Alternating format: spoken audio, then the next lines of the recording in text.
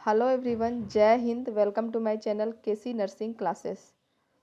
आज हम इस बुक से 10वां वीडियो बनाएंगे। इससे पहले मैं 9 वीडियो बना चुकी हूँ। अगर आप लोग नहीं देखें हैं तो प्लेलिस्ट में जाकर ज़रूर देख लें। मिडवाइफरी का 10वां वीडियो होगा और यह book competitive handbook of nursing है। और इस बुक में जितने भी नर्सिंग के कॉम्पिटिटिव एग्ज़ाम होते हैं उसके प्रीवियस ईयर क्वेश्चंस दिए गए हैं। आप देख सकते हैं कौन कौन से नर्सिंग के कॉम्पिटिटिव एग्ज़ाम हैं। AIIMS, DSSS, PGI, SGPGI, ESIC या फिर कोई भी स्टेट के नर्सिंग एग्ज़ाम। इसमें सभी तरह के नर्सिंग के कॉम्पिटिटिव एग्ज़ाम के प्रीवियस ईयर क्वेश्चंस दिए गए हैं। और रेलवे का जो अभी वैकेंसी आया है नर्सिंग सुपरिटेंडेंट के पोस्ट पर, उसके लिए भी उसका भी इसमें प्रीवियस ईयर क्वेश्चंस दिया गया है। तो इससे पहले मैं 450 प्रश्न कवर कर चुकी हूँ। आज उसके बाद का देखेंगे।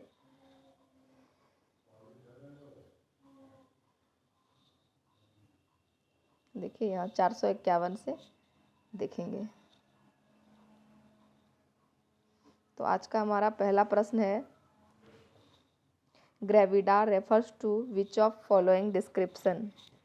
Gravida refers to which of the following description. तो ग्रेविडा मतलब होता है number of times a female has been pregnant. Female जो है कितने बार प्रेग्नेंट हुई है उसे हम लोग ग्रेविडा कहेंगे। तो ऑप्शन नंबर ए इसका सही उत्तर होगा। Gravida refers to number of times a female has been pregnant. Option number A. और यह प्रश्न देखिए एम्स जोधपुर नर्सिंग स्टाफ में पूछा गया है। इसके साथ ही अगला प्रश्न है, women who is pregnant for first time is called. वैसी महिला जो फर्स्ट टाइम प्रेग्नेंट हुई है उसे क्या कहेंगे? उसे प्राइमरी ग्रेविडा कहा जाता है। ऑप्शन नंबर डी इसका सही उत्तर हो जाएगा। अगला देखिए, एक महिला जो अपनी पहली प्रेगनेंसी में ट्विंस को डिलीवर करती है वह क्या कहलाएगी? एक महिला जो अपनी पहली प्रेगनेंसी में ट्विंस को डिलीवर करती है वह कहलाएगी ग्रेविडा 1 और पारा 1। ऑप्शन नंबर ए इसका सही उत्तर होगा। पारा भी एक होगा और ग्रेविडा भी एक ही होगा, क्योंकि प्रेग्नेंट तो वो एक ही बार हुई है ना। ट्विंस डिलीवर कर रही है लेकिन प्रेग्नेंट एक बार हुई है, तो इसीलिए ग्रेविडा भी 1 होगा। ऑप्शन नंबर ए इसका सही उत्तर होगा। अगला देखिए, a woman who has given birth 5 times or more is called. A woman who has given birth 5 times or more is called grand multipara. Option number C इसका सही उत्तर हो जाएगा। A woman who has given birth 5 times or more is called grand multipara. अगला देखिए, para is defined as. Para is defined as number of past pregnancy gone beyond period of viability. Number of past pregnancy gone beyond period of viability is called para. Option number C इसका सही उत्तर हो जाएगा। अगला है elderly primary gravida. Elderly primary gravida is defined as the woman having her first pregnancy above the age of 35। Elderly primary gravida किसको define करेंगे? जो कि ऐसा प्रेगनेंसी जो 35 साल से ऊपर जो महिला फर्स्ट पर प्रेग्नेंट हुई है उससे बोलेंगे elderly primary gravida. Option number D इसका सही उत्तर हो जाएगा। अगला प्रश्न देखिए, a female who has given birth to 1 viable child is termed as. A female who has given birth to 1 viable child is termed as primary para. Option number A इसका सही उत्तर हो जाएगा।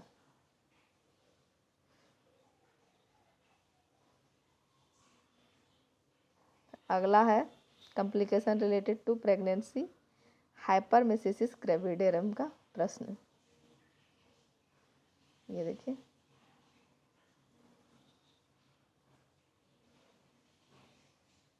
इससे रिलेटेड होगा, इसका प्रेगनेंसी हैप्रेमेसिस ग्रेविडेरम से related.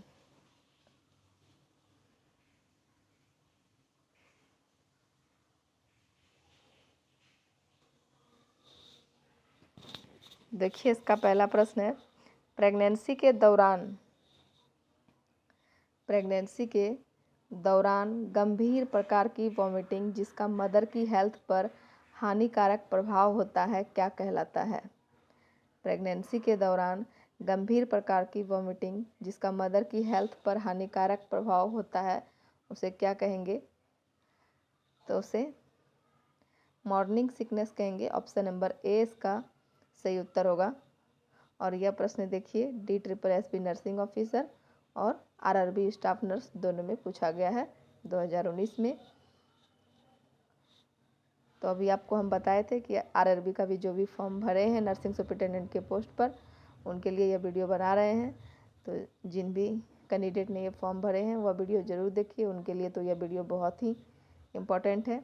और नर्सिंग के किसी भी एग्ज़ाम के लिए आप ये वीडियो देख सकते हैं, लेकिन बेसिकली ये RRB स्टाफ नर्स के लिए वीडियो बनाया गया है।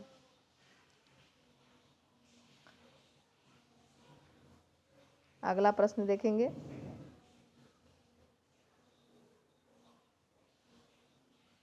सॉरी इसका आंसर क्या बताएं, मॉर्निंग सिकनेस बता दिए थे ना, मॉर्निंग सिकनेस नहीं होके हाइपरमेसिस ग्रेविडेरम इसका उत्तर होगा ये वाला प्रश्न का। प्रेगनेंसी के दौरान गंभीर प्रकार की वॉमिटिंग जिसका मदर की हेल्थ पर हानिकारक प्रभाव होता है उसे हाइपरमेसिस ग्रेविडेरम कहेंगे। ऑप्शन नंबर डी इसका सही उत्तर है।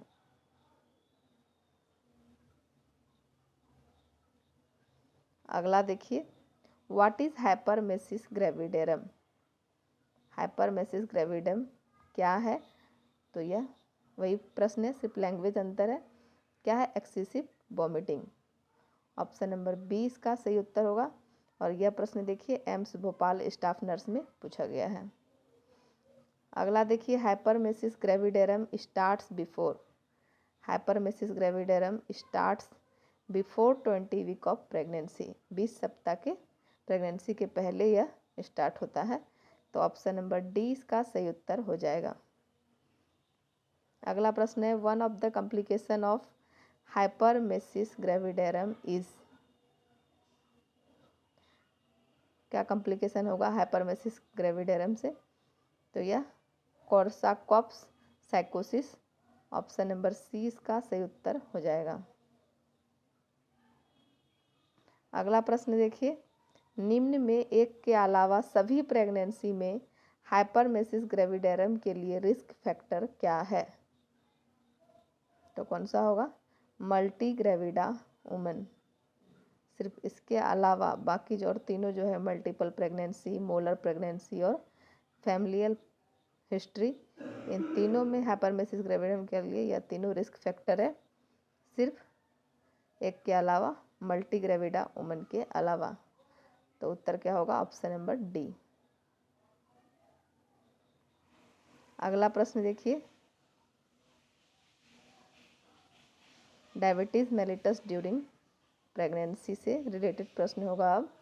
और इससे पहला प्रश्न क्या है, मैटरनिटी साइकिल के दौरान डायबिटीज़ को कंट्रोल करने का सबसे अधिक मुश्किल समय होता है।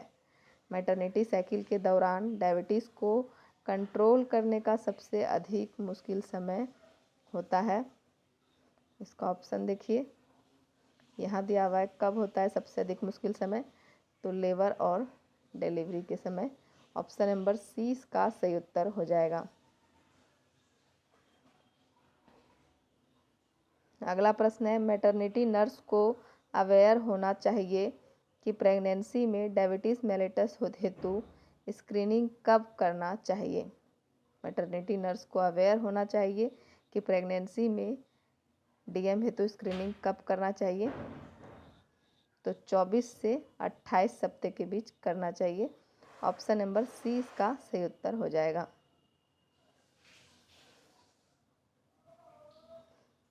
अगला प्रश्न है डायबिटीज़ मेलिटस युक्त प्रेग्नेंट क्लाइंट के लिए एक प्राथमिक लॉन्ग टर्म गोल क्या होगा। तो लॉन्ग टर्म गोल क्या होगा, keep blood sugar level stable. Option number B इसका सही उत्तर है। डायबिटीज़ मेलिटस युक्त प्रेग्नेंट क्लाइंट के लिए सबसे प्राथमिक गोल क्या है, long term goal, keep blood sugar level stable. Option number B. अगला देखिए गेस्टेशनल डायबिटीज़ मेलिटस के मैनेजमेंट के लिए, गेस्टेशनल डायबिटीज़ मेलिटस के मैनेजमेंट के लिए कौन सी ड्रग ऑफ चॉइस है। तो इंसुलिन। ऑप्शन नंबर डी इसका सही उत्तर हो जाएगा। अगला प्रश्न देखिए निम्न में एक के अलावा सभी औरतें, निम्न में एक के अलावा सभी औरतें गेस्टेशनल डायबिटीज़ मेलिटस के लिए संभावित है। तो किस एक के अलावा, एज लेस देन 30 ईयर्स के अलावा। ऑप्शन नंबर डी के अलावा बाकी having previous birth of an overweight baby, presence of polyhydramnios, obesity, इन तीनों में डायबिटीज़ मेलिटस के लिए संभावित है, सिर्फ एज लेस देन 30 ईयर्स को छोड़कर। अगला प्रश्न देखिए निम्न में कौन सी प्रॉब्लम, निम्न में कौन सी प्रॉब्लम अनियंत्रित गेस्टेशनल डायबिटीज़ मेलिटस के परिणाम स्वरूप नहीं होती है। तो insufficient amniotic fluid, insufficient amniotic fluid जो है यह डायबिटीज़ मेलिटस के परिणाम स्वरूप में नहीं होता है। ऑप्शन नंबर सी इसका सही उत्तर होगा।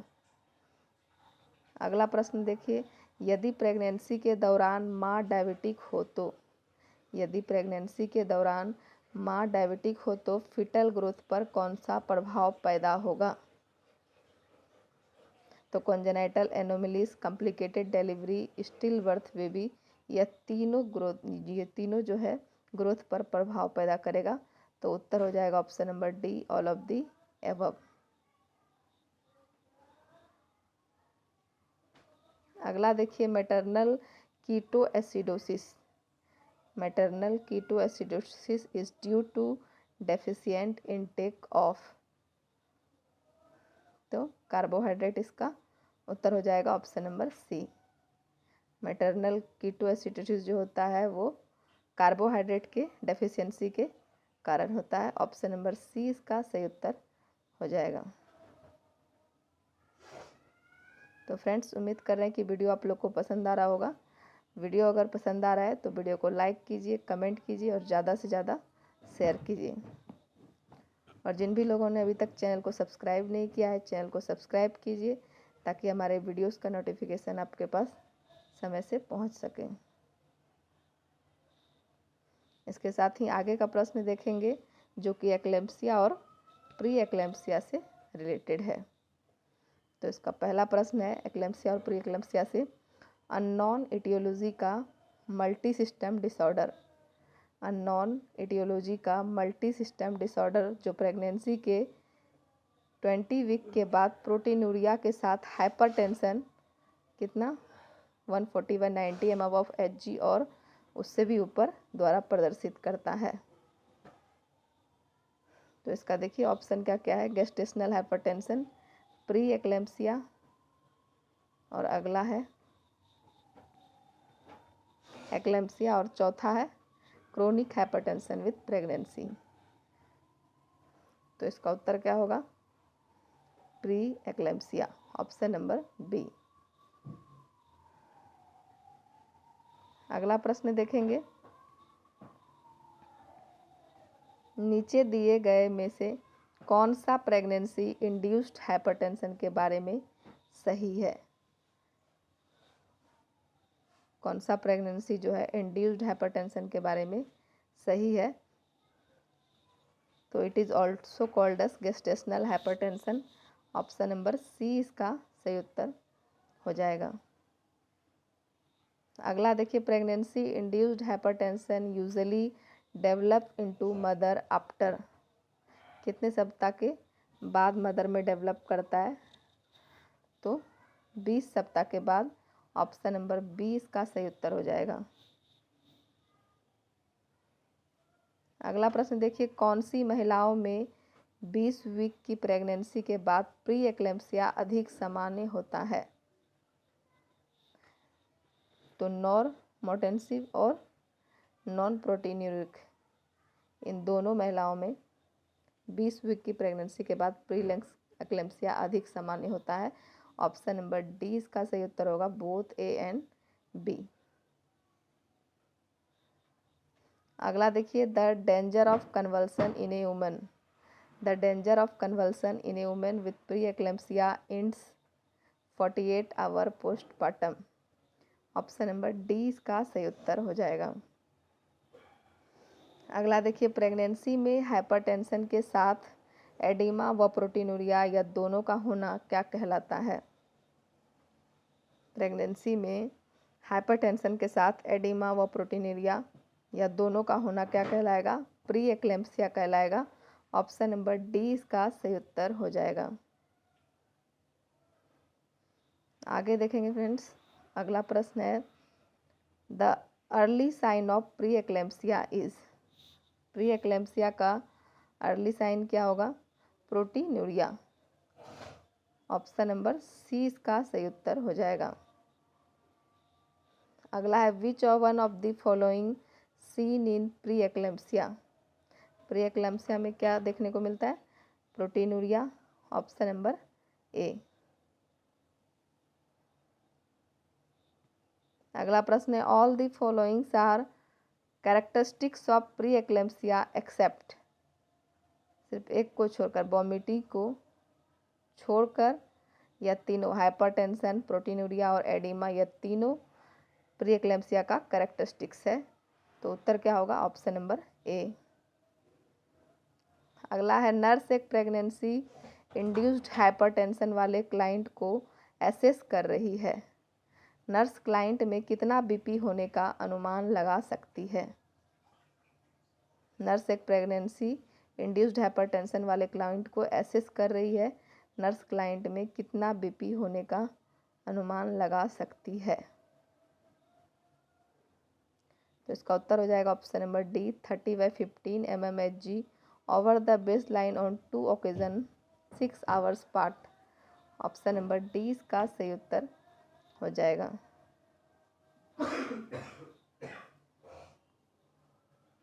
अगला है, मदर का बीपी 170/100 mmHg तक बढ़ जाता है। मदर का बीपी 170/100 mmHg तक बढ़ जाता है। निम्न में से कौन सा सिम्टम नर्स को सजेस्ट करेगा कि मरीज में कन्वल्सन आने ही वाले हैं? तो कौन सा सिम्टम होगा? Epigastric pain. Option number C इसका सही उत्तर हो जाएगा।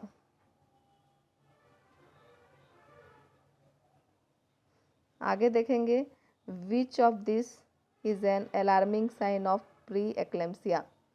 प्री एक्लेम्पसिया का अलार्मिंग साइन कौन सा होगा?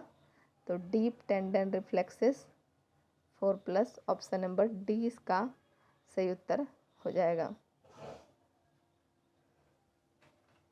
अगला देखिए, प्रेग्नेंट वुमेन ओपीडी में गेस्टेशन के 35 वीक पर सीवियर फेशियल व पेडल एडिमा से प्रस्तुत होती है। एक प्रेग्नेंट वुमेन है, वह ओपीडी में गेस्टेशन के 35 वीक पर सीवियर फेशियल व पेडल एडिमा से प्रस्तुत होती है। उसका बीपी 160/110 mmHg, प्रोटीनूरिया 3+ व सीरम क्रिएटिनिन 1.8 mg/dl है। वह हेडेक, ब्रेथलेसनेस व एपिगैस्ट्रिक पेन की कंप्लेन करती है। तो उसके स्टेटस को आप निम्न में से कौन सी कैटेगरीज में क्लासीफाई करोगे? तो सीवियर प्री एक्लेम्पसिया के कैटेगरीज में क्लासीफाई करेंगे। ऑप्शन नंबर सी इसका सही उत्तर हो जाएगा। अगला प्रश्न देखिए, चारू सीवियर प्रीक्लेम्पसिया के ट्रीटमेंट के लिए हॉस्पिटलाइज्ड होती है। चारू जो है वह सीवियर प्री एक्लेम्पसिया के ट्रीटमेंट के लिए हॉस्पिटलाइज्ड होती है। इस कंडीशन हेतु निम्न में से कौन सी एक असामान्य फाइंडिंग होगी? तो कौन सी होगी? कन्वल्सन। ऑप्शन नंबर डी इसका सही उत्तर हो जाएगा। अगला प्रश्न देखिए, एक एंटीनेटल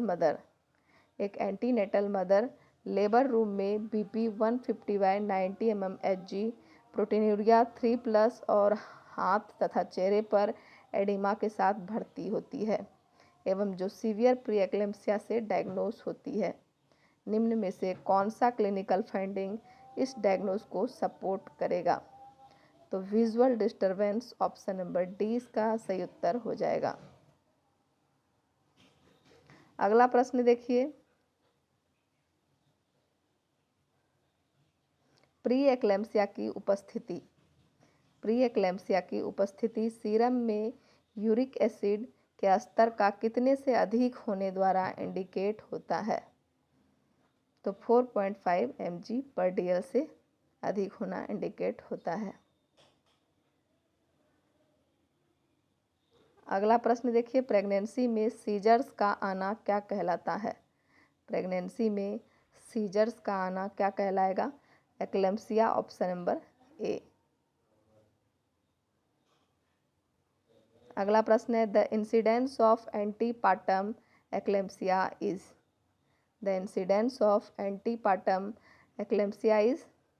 50%, ऑप्शन नंबर सी इसका सही उत्तर हो जाएगा। और इंट्रापार्टम का 30%, पोस्टपार्टम का 20%। अगला प्रश्न देखिए, एक एक्लेम्पसिया वाली औरत के असेसमेंट के लिए एक महत्वपूर्ण सिम्टम क्या होगा? एक एक्लेम्पसिया वाली औरत के असेसमेंट के लिए एक महत्वपूर्ण सिम्टम हाइपरटेंशन होगा। ऑप्शन नंबर सी इसका सही उत्तर है। अगला प्रश्न है, eclampsia is characterized by following except, सिर्फ एक को छोड़कर, तो कौन सा? माइल्ड फेशियल एडिमा, सिर्फ माइल्ड फेशियल एडिमा को छोड़कर seizures, BP more than 160/110 mmHg, marked proteinuria, यह तीनों एक्लेम्पसिया का कैरेक्टरिस्टिक्स है, सिर्फ माइल्ड फेशियल एडिमा को छोड़कर। तो उत्तर हो जाएगा ऑप्शन नंबर बी। अगला देखिए, एक अचानक होने वाली कंडीशन जो कन्वल्सन और एडिमा के द्वारा प्रकट होती है, तो यह भी एक्लेम्पसिया होगा। Option number A. अगला प्रश्न है, which one of the following is not A feature of HELLP syndrome? तो कौन सा इसका नहीं होगा? ऑप्शन यहाँ पर है, देखिए, तो एस्नोफिलिया इसका फीचर नहीं होगा। ऑप्शन नंबर बी इसका सही उत्तर हो जाएगा। HELLP क्या होता है? Hemolysis anemia elevated liver enzyme and low platelet count. HELLP का full form hemolysis anemia elevated liver enzyme and low platelet count.